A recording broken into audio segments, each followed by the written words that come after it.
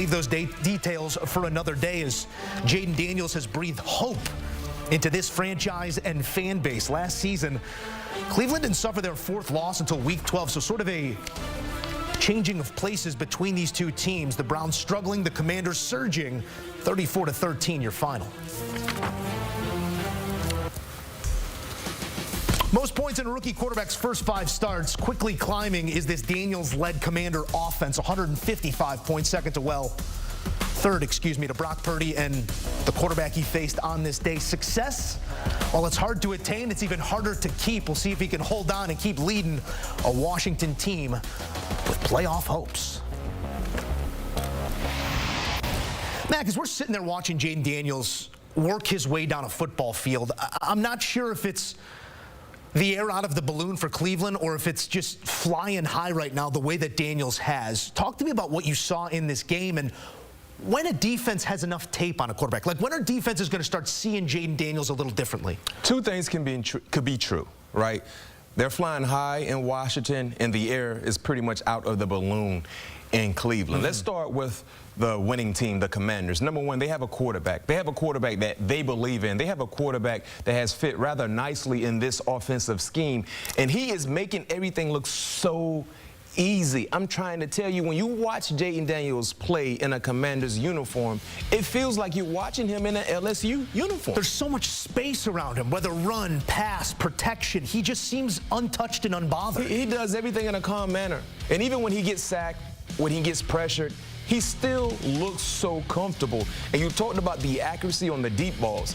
I mean, he has been on point. Anytime he's attempting a splash-like play, he's hitting his pass catcher right in the ideal position for him to make big completions. And that's what we're seeing. Then when you talk about the other element that he has at his arsenal as the starting quarterback, his ability to run. He is the best runner on their team. And it's not like he is running first and then throwing second. No, he looks to throw, and then if that's not there, he takes off and he runs. He can make people miss. He is so slippery in the pocket, and I love his running vision. The vision that he has when he's running the football to be able to keep himself out of harm's way has been so spectacular in watching. But then when you transition to the opposite team, the opposing team, the Cleveland Browns, I talked about that balloon having no air. That balloon is somewhere in the trash right now. If there is air, it's bad air in that building. Yes, they have a lot going on. When you talk about how successful they were, right, Kevin Stefanski, he was comfortable being uncomfortable last season with all the injuries. They're pretty healthy. I know they're dealing with some injuries on the offensive line. The same can be said with a few defenders.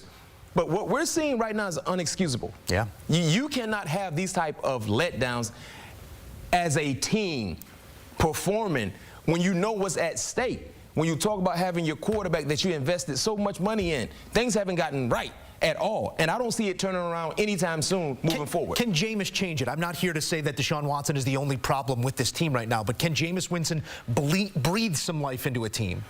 I think he can, and here's why.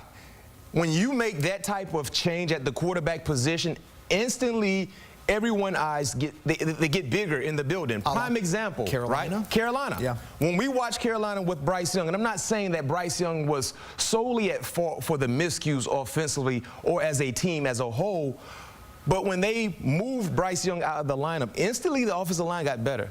Instantly the running backs seemed to run better. Instantly the wide receivers were able to create separation, to be open, to make completions become a thing, and we're like, wow, what happened?